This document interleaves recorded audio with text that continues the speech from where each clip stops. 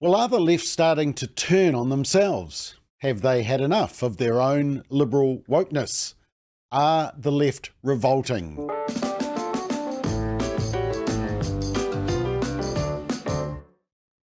So at the forum last year, I highlighted some examples of liberal people who were concerned at just where the culture was heading as it rejected Judeo-Christian values and replaced it with critical theory, environmentalism, sexuality and gender theory, and anything goes culture, with doses of narcissism and hedonism. In other words, it's all about the self, a need for admiration, satisfaction of personal desires being the highest good, there's no absolute right and wrong, and an obsessed focus on sexuality and sexual pleasure. Sound familiar? And California mum Erin Friday, a lawyer, a self-confessed liberal lefty, and a long-time Democrat voter, well, she's now a leader of the parent advocacy group Our Duty. It's an international support network for parents who wish to protect their children from gender ideology. And Erin's involvement has come from personal involvement in this issue because it was her own daughter she needed to rescue from the liberal left. I moved to California because I'm so liberal. I was a liberal lefty. I voted for same-sex marriage. This is my child. These are children. I have a duty. I am compelled to keep talking to protect these kids. Yep, the liberal left that she championed came from her own family in the form of gender ideology and sexuality. Her 12-year-old going to what in New Zealand is the RSE program, being indoctrinated with gender ideology, and coming home with her own preferred pronouns and wanting to change her sex. And suddenly, that liberal mum isn't so keen on the viewpoint. Now, you can watch the full interview with Erin on our website under Family Matters, or on YouTube. Just search Erin Friday Family Matters. Then there was also highlighted Dr. Kevin Bass, who tweeted this last year, and it was, you can see there, viewed by more than 2 million people. And he says, I'm a liberal atheist, voted for Biden, but the woke left has me so disturbed about the future of children in this country that I think I'm going to start taking my children to church to help them inoculate them against this. What should I look for in choosing a church? Well, I can help there. Go to a church that teaches the full message of Scripture without compromise or excuse or apology. Churches should be offering a message that the culture is failing to give: pro-marriage, pro-life, anti-abortion, respect for biology, strengthening the weak, preaching the whole gospel, not just the nice bits. Now, the reason I raise all this is for 2 reasons. The New York Times, a highly liberal, one-eyed newspaper on most issues, recently posted a long article entitled, "What Have We Liberals Done to the West Coast?" And I want to read some excerpts. As Democrats make their case to voters around the country this fall, coming presidential elections, one challenge is that some of the bluest part of the country's cities on the West Coast are a mess. Centrist voters can reasonably ask, why put Liberals in charge nationally when the places where they have greatest control are plagued by homelessness, crime and dysfunction? We are more likely to believe that housing is a human right than conservatives in Florida or Texas, but less likely to actually get people housed. We accept a yawning gulf between our values and our outcomes. Yeah, I know you're thinking of New Zealand just at the moment, but this is the States. And he argues in this article that some blue states, Democrat-led states, are going well on the East Coast, but not the West. And the author actually ran for mayor on the West Coast in Oregon, but didn't qualify. But he trumpets the social policies of Oregon, which, by the way, has decriminalised all drugs. Yes, including meth and cocaine and LSD. How does he trumpet it? Well, here's an example. Now, just a reminder, this is in this article in the New York Times. For example, as a gesture to support trans kids, Oregon took money from a tight education budget to put tampons in boys' restrooms in elementary schools, including boys' restrooms in kindergartens. Consider a volunteer group called the Portland Freedom Fund that was set up to pay bail for people of colour. The organisation raised money from well-intentioned Liberal donors, and the underlying problems were real. Bail requirements hit poor people hard. In 2022, the Portland Freedom Fund helped a black man named Muhammad Adan, who had been arrested after allegedly strangling his former girlfriend, holding a gun to her head, and then, in violation of a restraining order, cutting off his GPS monitor and entering her building. The former girlfriend said, "He told me that he would kill me." Well, the Freedom Fund paid Adan's bail and he walked out of jail. A week later, Adan allegedly removed his GPS monitor again and entered Abraham's home. The police found Abraham's body drenched in blood with a large knife nearby. 3 children were also in the house. Perhaps on the West Coast we have ideological purity because there isn't much political competition. Republicans are irrelevant in much of the far West, so they can't hold Democrats' feet to the fire, leading Democrats in turn to wander unchecked further to the left. So as you can see, when you have both the right and the left competing each other, at least there's a competition of ideas. But it's actually not the first time that the left-leaning New York Times has opined about this issue. There was also this one: why people are fleeing blue cities for red states. And it says this: between 2010 and 2020, so a decade, the fastest growing states in the US were mostly red, Republican, right-leaning, but like National, ACT, New Zealand First. Places like Texas, Georgia, Florida, Tennessee and South Carolina. During the pandemic, that trend accelerated, and once again, most of the big population gaining states are governed by Republicans. Now, other commentators have said this: they're chasing lower taxes, they're chasing better business policies, and they're chasing a better way of living. They're also looking for other people who believe what they believe and to kind of get away from all the craziness that's been happening in schools in those local areas where they used to live. And during COVID, they wanted to get away from government overreach, something New Zealanders couldn't get away from. The great migration from California, which is something we feel tremendously both in the city, outside of the city, and into other states, has really been very politically focused. People leaving for concerns about safety, homelessness, crime, natural disaster. I think people are fed up with California politics. I don't know if it makes the most sense for them to be moving to New York if they're trying to escape politics, but we did feel a lot of that activity. I would say Yeah, and it's interesting because the top states where people were leaving were Illinois, New York, California, New Jersey, and Maryland. Guess what? All blue Democrat states. In other words, run by Labour Greens Te Pāti Maori type coalition. Where's everyone heading? Idaho, Arizona, South Carolina, Tennessee, and North Carolina. All but one, North Carolina, are red Republican, although Arizona is teetering in the middle, actually. The favourite cities they moved to were Houston and Dallas in Texas, which is a red state, and Phoenix, Arizona, which, of course, Arizona is going to be an interesting state to watch in the next election. Now, even Bill Maher, a self-confessed liberal, says the left has left the left. And he did a monologue entitled How the Left Was Lost. Now, when he says Democrat, as I said, think Labour Greens Te Pāti Māori in the New Zealand context. Normal people read that San Francisco has basically legalized shoplifting. They think Democrats have gone nuts.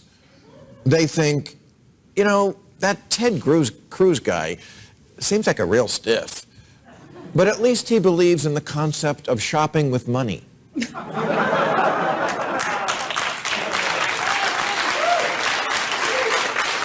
It's not my fault that the party of FDR and JFK is turning into the party of LOL and WTF.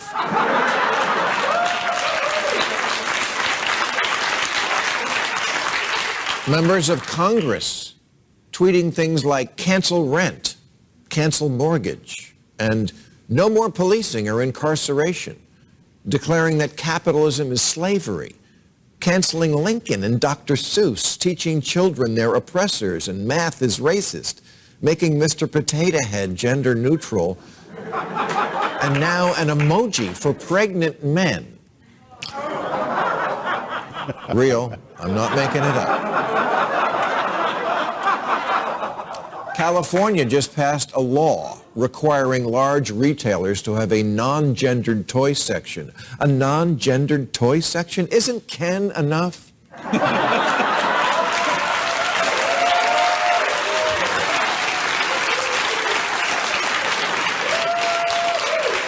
We need a law for that? You have to inject yourselves into everything, from where you can throw a frisbee to who can braid hair? This is why so many people, by the way, were triggered by COVID policies. They were already sick of rules. Regulation should be a good issue for Democrats. It's certainly one they're associated with. And I think the average voter would agree that banks and chemical plants and drug companies need watching. Telling a company, you can't dump the waste from your hog farm straight into the water supply. We're mostly all for that. But Democrats have become a parody of themselves, just making rules to make rules because it makes you feel like you're a better person. Making sure that everything bad never happens again, which you can never fully do. It just makes everyone else's life a drag. The Biden... Yeah, I mean, Mayo refers to himself as an old school liberal, but he says, quote, "It's not me who's changed, it's the left, who is now made up of a small contingent who have gone mental, and a large contingent who refuse to call them out for it." And he said, "People sometimes say to me, you know, you didn't used to make fun of the left as much." Yeah, because they didn't give me so much to work with, he said. And now he goes after the left for woke ideology and cancel culture. He has a lot of material.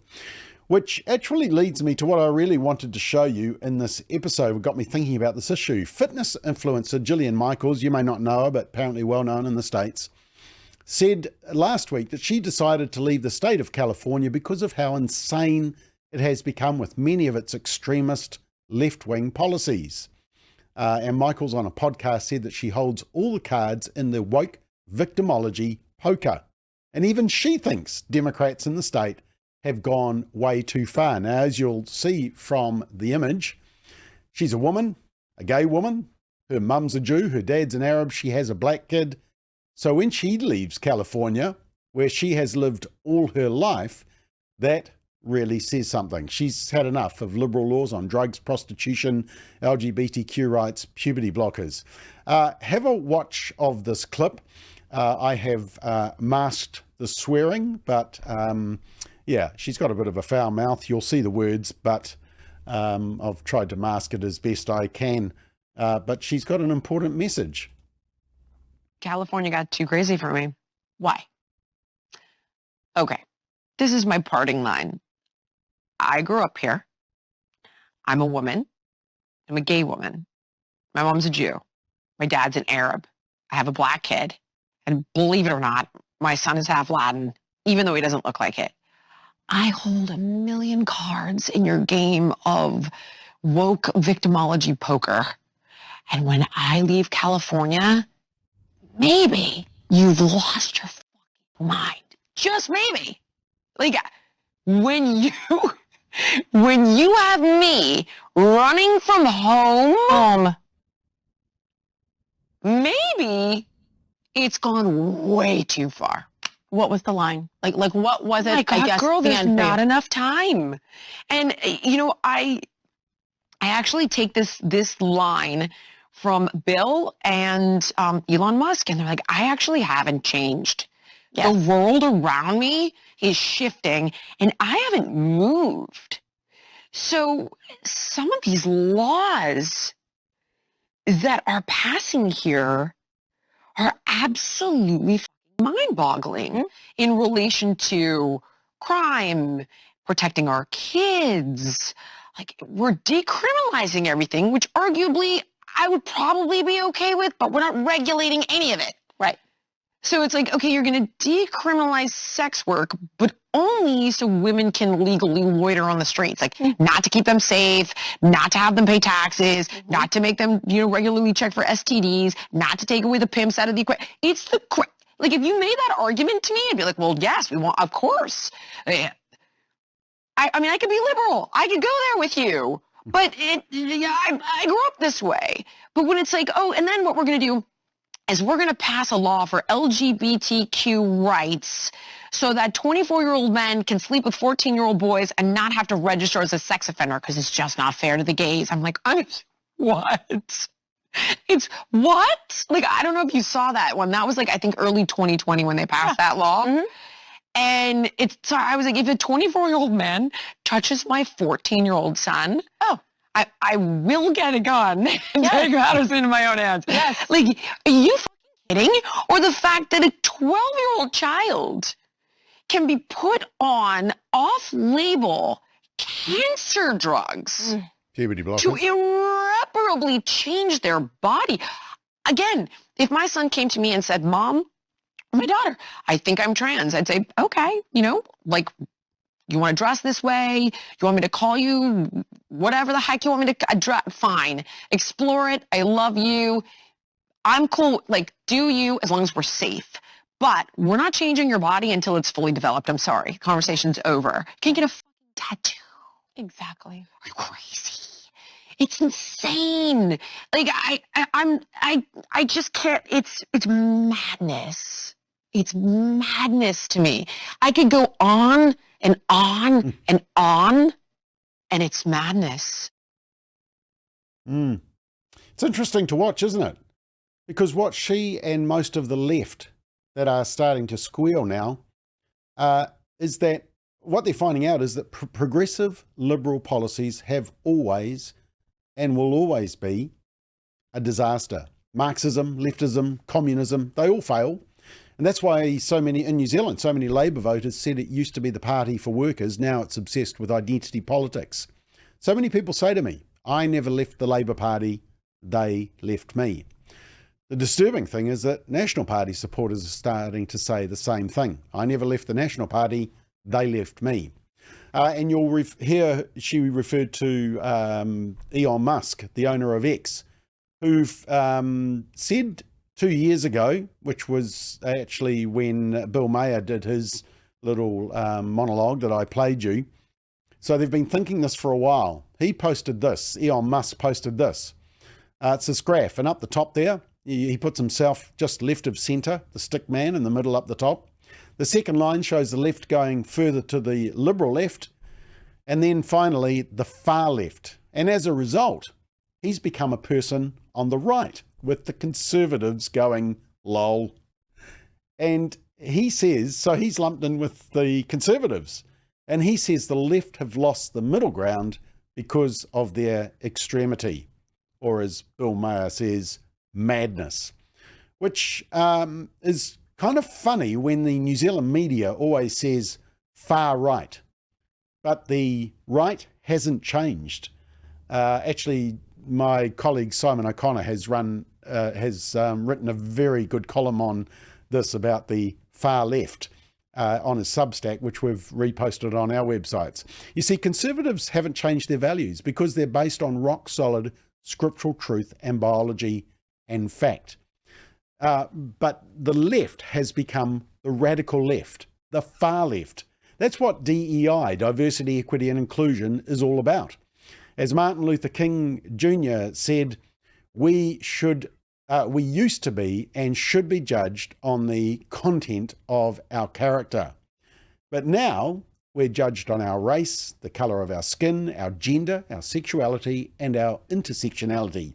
Can we somehow claim victimhood? Oh, and if you're a Bible-believing Christian, you are the problem. Bottom line, when you reject biblical, biological, fundamental truth, it's never going to go well, is it?